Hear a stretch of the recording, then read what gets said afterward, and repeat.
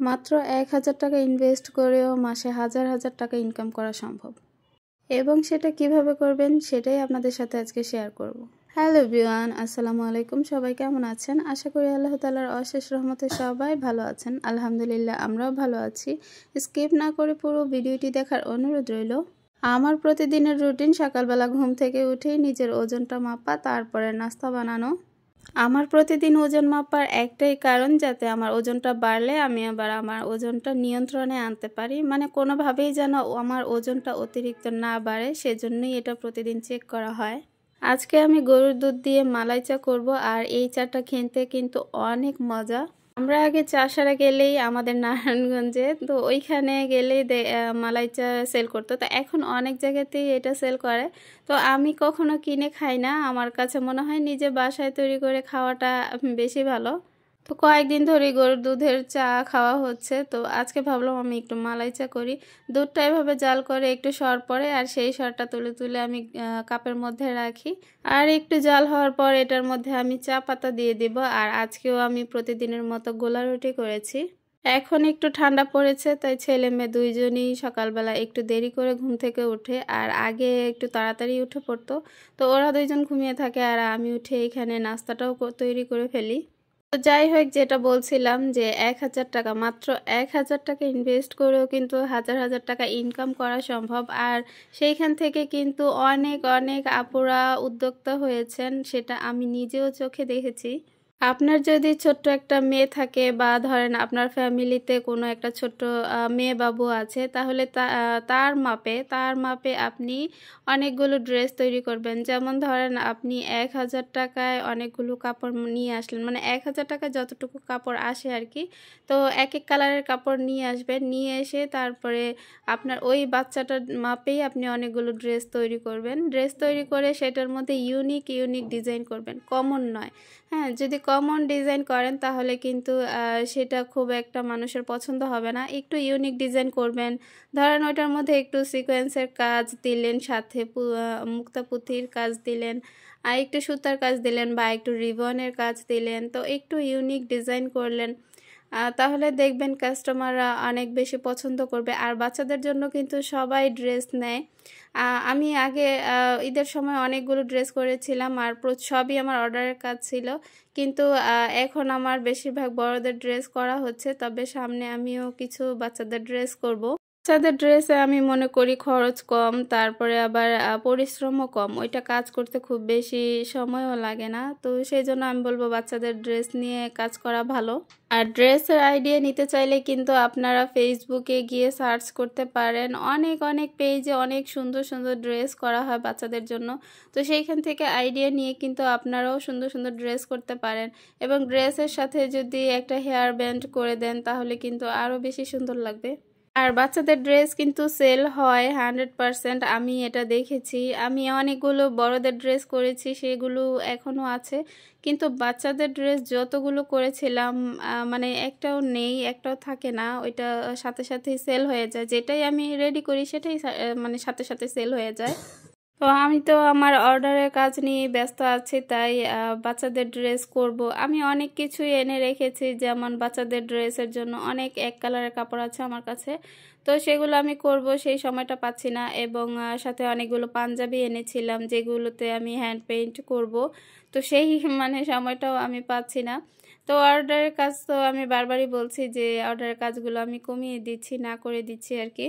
তো গত 3 দিন আমি ভিডিও দিতে পারিনি, বাসায় মেহমান ছিল, আর এমনি তো কাজের প্রচুর চাপ ছিল। গতকালকে আলিফের বাবা বাজার করে এনেছে। তো এই ঝামেলার জন্য আমি আর ভিডিও দেওয়ার সুযোগ পাইনি। আর এই কামিজটার কাজটা তো আমি শেয়ার করেছিলাম আমার চ্যানেলে আমি দেখিয়েছিলাম এটা আমি কিভাবে হ্যান্ড পেইন্টিং করেছিলাম। আর এই হ্যান্ড পেইন্টিংয়ের ওয়ান পিসটা আমার সাথে সাথেই সেল হয়ে যায়। বর্তমানে হাতের কাজের চাইতে এই হ্যান্ড পেইন্টিংয়ের ড্রেসগুলো খুব বেশি সেল হয়। যেহেতু হাতের কাজের ড্রেসের প্রাইসটা অনেক বেশি, তাই ওইটা অনেকেই নিতে চায় না। আর হ্যান্ড পেইন্টিংয়ের কাজটা অনেক কম, তাই এটা তাড়াতাড়ি সেল হয়ে যায়। মানে এই ড্রেসটার প্রাইসটা অনেকই কম। আমি মাঝে মাঝে চিন্তা করি, মনে হয় আমি সব কিছুর দাম অনেক কম রাখি। কেননা আমি অনলাইনে মানে অহরহ দেখি যে সবাই মানে প্রত্যেকটা ড্রেসের অনেক অনেক বেশি প্রাইস নেয়। যেমন এই হ্যান্ড পেইন্টিংয়ের 3 পিসগুলা অনেক দাম নেয়, অনেক, মানে 1600 1700 এইরকম করে দাম নেয়। তো আমি বুঝি না তারা কেন এই ড্রেসগুলোতে এত বেশি দাম নেয়, এত বেশি তো তাদের খরচ হয় না। তো তারা আমার মনে হয় প্রফিটটা বেশি রাখতে চায়, তাই হয়তো এত বেশি প্রাইস রাখে। শুধু তাই না, আমি যে কটনের ড্রেসগুলো সেল করি সেগুলো নিয়েও অনেক আপুরাই বলে যে আপনি এত কম কেন রাখেন। এই সেম প্রশ্নটা অনেক আপু করেছে, অনেক বলছে যে আপনার তো কেনাই অনেক টাকা পড়ে যায়, তো আপনি এত কমে কিভাবে সেল করছেন।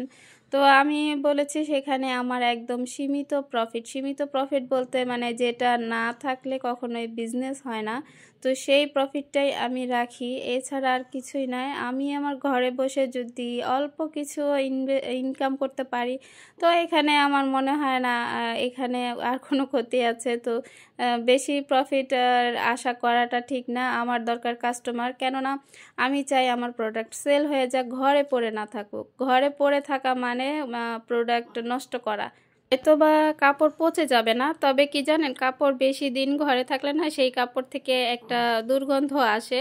তো সেই রকম গন্ধ আসলে কিন্তু কাস্টমাররা কাপড় নিতে চাইবে না। তো সেই জন্য আমার মনে হয় একটু কম প্রাইস রাখলে কাস্টমাররা খুব সহজেই নিয়ে নেয়। কারণ বাংলাদেশের মানুষ তো সবাই কেনাকাটা করে, সবাই জানে কোন জিনিসটার প্রাইস আসলে কীরকম হতে পারে, তো তারা যাচাই করেই কেনাকাটা করে। তো আপনি যদি একটু কম দামে সেল করেন তাহলে কি হবে, তারা আপনার কাছ থেকেই নিবে, অন্য জায়গা থেকে নিবে না। কারণ বাঙালি যেখানে একটু কম পাবে অবশ্যই সেখান থেকেই কেনাকাটা করবে। এবং আমি একটু কম রাখি বলেই কিন্তু আমার কাস্টমাররা, আমি ড্রেস আনার সাথে সাথেই আমার সেল হয়ে যায়। আমার অনলাইনে সেল করতে হয় না, সত্যি কথা বলতে আমার বেশিরভাগ অফলাইনেই সেল হয়। অফলাইনে আমার যে কাস্টমাররা আসে তারাই মানে প্রাইস শুনে খুশি হয়ে মানে প্রায় 3টা 4টা করে ড্রেস নিয়ে যায়, যে এত কমে আপু এত ভালো ড্রেস সেল করছে, এত সুন্দর সুন্দর ড্রেস সেল করছে। যেমন হ্যান্ড পেইন্টিংয়ের এই 1 পিসগুলো আমি অনেক কমে সেল করি, যার কারণে কাস্টমার, মানে আমি একটা 1 পিস করার সাথে সাথেই আমার সেল হয়ে যায়। ওই যে বললাম না, মানে আমার হচ্ছে সময় একদমই কম, আমার এই সময়ের অভাবে আমি আমার কাজগুলো করতে পারছি না। আর যে এর আগেও আমি পাঞ্জাবি করেছিলাম, মানে পাঞ্জাবিও করার সাথে সাথেই আমার সেল হয়ে যায়। আমি হ্যান্ড পেইন্টিংয়ের কোনো ড্রেস যদি করি সেটা আমার সাথে সাথে সেল হয়ে যায়, বা বাচ্চাদের কোনো ড্রেস করি সেটাও সাথে সাথে সেল হয়ে যায়। শুধু হাতের কাজের যে বড়দের ড্রেসগুলো সেগুলোই একটু ঘরে মানে পড়ে আছে, ওগুলোর রেট একটু বেশি। তো তবে কাস্টমার বলেছে যে আপু আপনি করেন ড্রেস, আরও করেন, ইনশাল্লাহ আমরা ঈদের সময় এই ড্রেসগুলো নিব। তো আমার রিজিকে থাকলে অবশ্যই সেগুলো সেল হয়ে যাবে ইনশাল্লাহ, সেই আশাটাই আমি রাখি। এইখানে আমি 40 বডির যে কামিজটা সেইটা কেটেছি, আর সেই মাপগুলো আপনাদের কাছে ক্যাপশনে দিয়ে দিব, তাহলে আপনারা বুঝতে পারবেন। অনেক আপুই বলছে, মানে কমেন্ট করছেন যে আমি তো অনেকগুলো ড্রেস করেছি কিন্তু আমার তো সেল হচ্ছে না, কি করব, মানে এই টেনশনটা অনেক করেন। তো আমি সব সময় একই কথা বলি যে একটু ধৈর্য ধরেন, আপনি আপনার প্রোডাক্টগুলো প্রচার বাড়ান। প্রচার বলতে আপনি সবাইকে দেখান, জানান। আপনার অবশ্যই জানাতে হবে যে আপনি সেল করেন। তা আপনি যদি মানুষকে না জানান তাহলে কিভাবে সবাই বুঝবে যে আপনি কি বিজনেস করেন কিনা। তো সবাইকে সেটা খুলে খুলে সুন্দর করে দেখাতে হবে, বোঝাতে হবে যে এই ড্রেসগুলো অনেক সুন্দর বা খুব ভালো চলছে, ট্রেন্ড আছে, এরকমভাবে বুঝিয়ে দিতে হবে, তাহলে দেখবেন কাস্টমারদের একটা আগ্রহ আসবে। আর হ্যাঁ, কাজের ক্ষেত্রে অবশ্যই আপনার প্রতিটা প্রোডাক্টের কোয়ালিটি ভালো হতে হবে। যেমন আপনি যে কাপড়টা দিচ্ছেন সেই কাপড়টা যেন ভালো হয়, কালার ঠিক থাকে, বা সেটা যদি ভালো মানের হয় তাহলে কিন্তু কাস্টমার নিবে।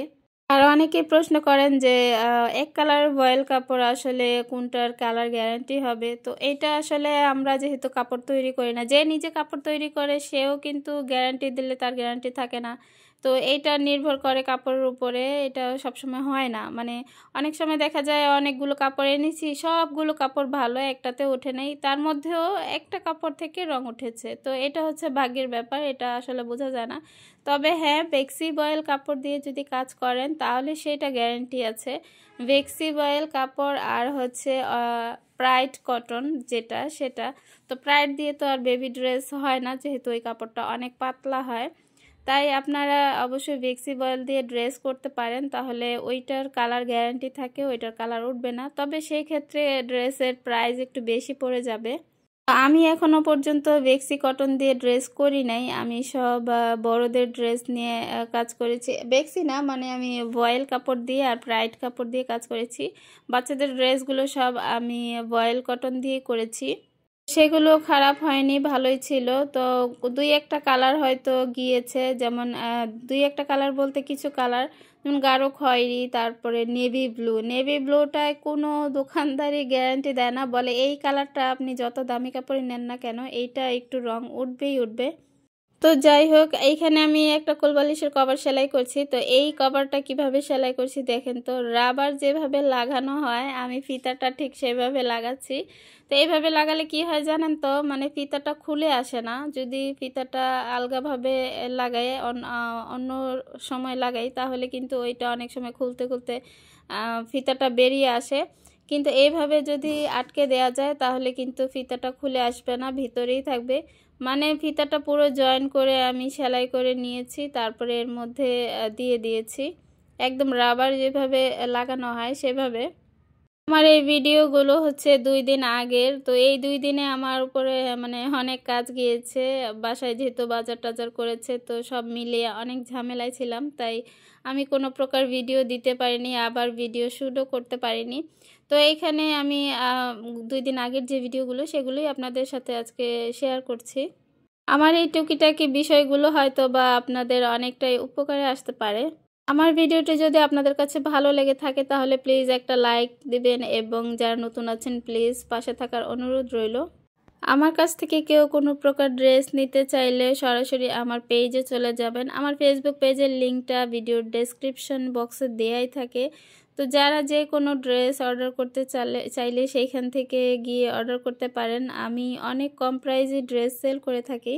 তো এক আপু প্রশ্ন করেছিলেন যে আমি হোলসেলের ড্রেস দেই কিনা। তো আমি আসলে হোলসেলের ড্রেসটা বন্ধ করে দিয়েছি, যেহেতু আমার অফলাইনে আলহামদুলিল্লাহ সব কিছু শেষ হয়ে যায়, মানে আনার সাথে সাথে ড্রেস সেল হয়ে যায়। তাই আর আমি হোলসেল দিচ্ছি না। হোলসেলটার জন্য আমার হিউজ পরিমাণ প্রোডাক্ট রাখতে হবে। যাই হোক, দেখেন আমার মেয়েটা কয়েকদিন ধরেই এমন করছে, মানে এই টুলটা এখানে থাকে আর ও এখানে উঠে এসে মেশিন ধরে, সুই ধরে, কেচি ধরে, তো এমনই করে, মানে আটকাতেই পারি না। টেবিলটা আমি সরিয়ে রাখি, আবার কিভাবে যেন এটাকে খুঁজে বের করে এনে এখানে রাখে, মানে ও আমার মতো সেলাই করতে বসে আর কি। তো এইখানে আজকে আমার হাজব্যান্ড আমাকে কিছু টাকা দিল, এটা হচ্ছে মার্কেটিংয়ের জন্য।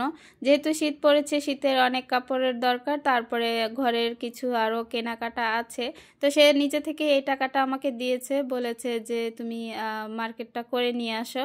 তার পক্ষে যাওয়া সম্ভব না, তার অফিসে অনেক কাজের প্রেশার আছে। সে এখানে যা দিয়েছিল আমি বলছিলাম এখানে হচ্ছে না, আরও কিছু টাকা দাও, তারপরে সে আরও কিছু টাকা বাড়িয়ে দিয়েছে। তো এখানে আমি টাকা চেয়ে নিচ্ছিলাম, আর ওইদিকে আমার মেয়েও দেখে বলছিল টাকা দাও, মানে ওকেও টাকা দিতে বলছে, ওর বাবাকে বলছে টাকা দাও, তারপর ওকে আবার এই 2টা নোট দিয়ে দিয়েছে। আমার মেয়ের বয়স 2 বছর মাশাল্লাহ। তো এখন ও সব কিছুই খালি কপি করে, কিছুতেই ওর কপি করা লাগবে, যেহেতু ছোট বাচ্চাদের ব্রেন অনেক স্ট্রং হয়।